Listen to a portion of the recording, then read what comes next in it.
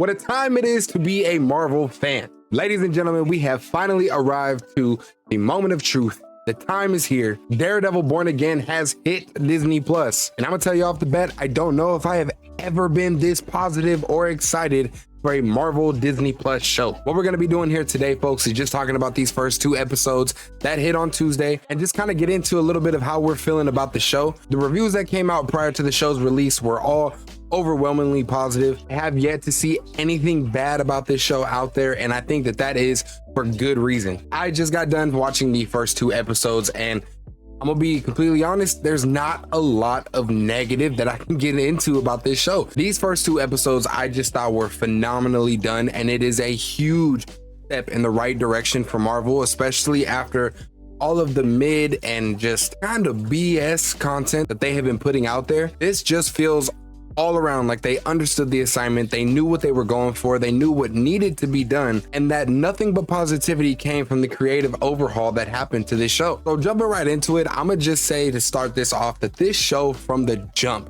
lets you know exactly what it is going to be. It sets the tone, it sets the mood, and really lets you know what kind of vibe that they are going for here in this new version of Daredevil. And while it is a new version and I guess a different take, this show still feels so in line with the OG series on Netflix, but also at the same time feels fresh and doesn't feel like a copy and paste repeat of what was done before. Just even in the first 2 episodes, it is violent as hell. As I said before, the tone is very similar to the Netflix series, but it's even more dark, even more gritty, and more grounded than the Netflix series was. Charlie Cox and Vincent D'Onofrio both, I think, slip back into these roles so seamlessly. It's like they never left. And even getting some new cast members to join this world was done really well, bringing in some good dynamics and some likable characters. And going forward, I think that they are going to be a really solid support system for Charlie Cox's Matt Murdock. People like his new love interest or the new firm partner that he has, or now his new friend that's kind of acting as his new voice of reason, and even getting the niece of Ben Urich from the Netflix series, giving a dope connection to those 3 seasons. And she seems to have a similar ambition and drive for her journalism, just like her uncle, and I'm really curious to see how she becomes important later down the series, maybe working with Daredevil and helping him out. Another great positive that I found about this show is the budget. Oh my God, you can definitely see the budget and it being put to use. And even though I love the old Netflix series, there was a part of me that wished that Daredevil was going to be more acrobatic in his combat or when he was just going around the city, as most people felt, which is something I think that the old Ben Affleck Daredevil movie actually gets down really well. So going into Disney Plus's version of Daredevil, I was really hoping that they were going to give him more of this acrobatic type of feel and fluidity to his movements, and we got a glimpse of that with Daredevil and She-Hulk, and man, it definitely pays off in this show. I won't lie to you, there are some moments where the CGI is a little bit obvious, not so much jarring, but definitely noticeable, but also not enough to take me out of the moment, because even though that was the case, it was still so awesome to see Daredevil do these crazy flexible type of movements, swinging from the buildings with his billy clubs. It was really awesome to see. There also are a few moments where you kind of notice the cast being in front of a green screen or on a set, but again, nothing too over the top and nothing that took me out of the moment or made me lose my sense of immersion. One thing that I do find really fun in the action sequences of this show, but also in the 3 seasons before, is this like let me catch my breath moment in between action sequences. A good example of that is the fight between Daredevil and Bullseye in the first episode, where they're going up the stairs and you can see that they're tired, they've been fighting and throwing their all into it, and they're kind of trying to catch their breath. It just makes the moments feel more real. It's definitely a choice, it's a small benefit, but I really like those moments. Another aspect of this show that I thought was really well done is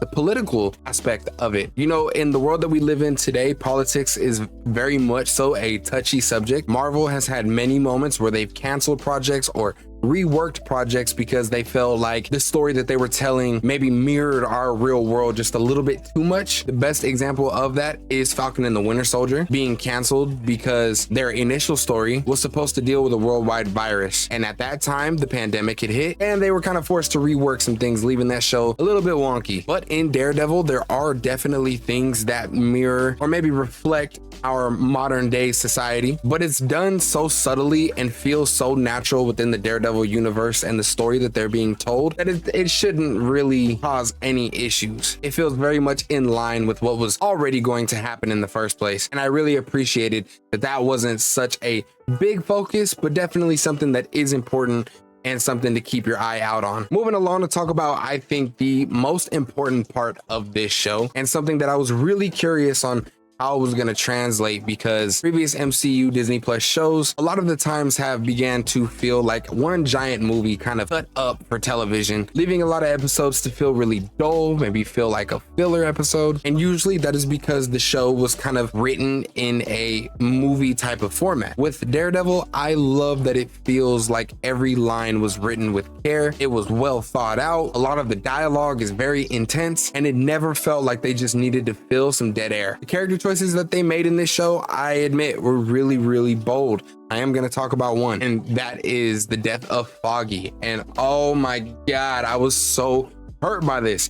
I loved Foggy Nelson in those first 3 seasons. Foggy is an integral part of Matt's story and who he is and him becoming Daredevil. And they're best friends, man. And while I honestly did kind of see this coming via the leaks that had come out a year, even further than that ago, even before the creative overhaul, I still was not ready. I was hoping that it would be something that got changed. But in all honesty, that was a big risk that they took. And to put it in that first episode, man, it really set the stage for what this show was going to be. And that is a wild and heavy-hearted ride. And seeing Matt be affected by it so much to the point that he attempts to kill Bullseye and gives up the mantle of Daredevil. I originally thought that this was going to be kind of boring. It was said in some old leaks that Matt Murdock was going to barely be in the Daredevil suit. Of course, that was before the overhaul, but the way that they are playing this out right now really has me interested, really has me invested. I'm at the edge of my seat, and it's really nice to kind of be a part of this slow rebirth that Matt is going through. Getting Karen Page back, I also thought was pretty cool, but I'm not gonna lie, in these first 2 episodes, she kind of irritated me. Her character just seemed a lot less concerned about Matt and the fact that he's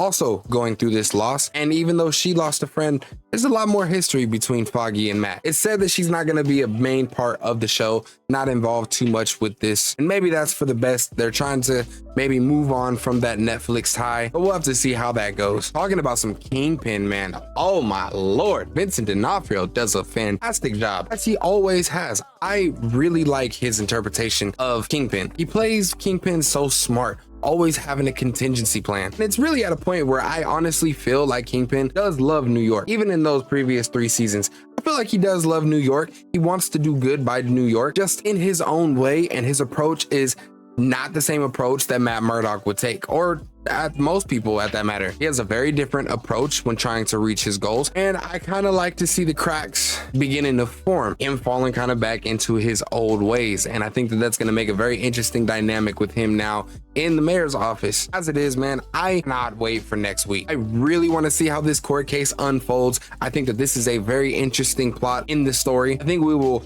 absolutely have to see Punisher. I'm hoping for the next episode with Matt kind of going through his little crisis right now, and I believe he killed that officer in the building. I think Punisher might be the one to kind of talk some sense into him and let him know like he needs to chill out, which would be really ironic because that's what they were beefing about in the first place. But maybe him recognizing the fact that Matt had crossed the line and maybe it's changing him might give Punisher the motivation to kind of help him out a bit and bring him back to center. So far with these 2 episodes, I am so happy with this show. I am so happy that they decided to do their creative overhaul. It was said that before that happened, this show was going to be ass. And I'm so glad whatever they did, it worked so well. These first 2 episodes I feel are just peak Marvel television. And I really hope that this is a good representation of what we will get with future shows. There's a couple out there that I'm a little bit worried about, Wonder Man being probably the biggest one, but it seems like they're getting a little bit of a system down, now having showrunners getting involved in their shows, and I'm really interested to see how that bleeds into other projects. But we have 7 episodes left. I am so hyped. I'm probably gonna do what I have been doing. I did the review for these first 2 episodes. Probably may not speak on Daredevil again until the show is completely over. My work schedule makes Tuesday coverage kind of hard, but we'll have to see how it goes. If there's anything that gets revealed and is really big, I might just have to talk about it. But for now,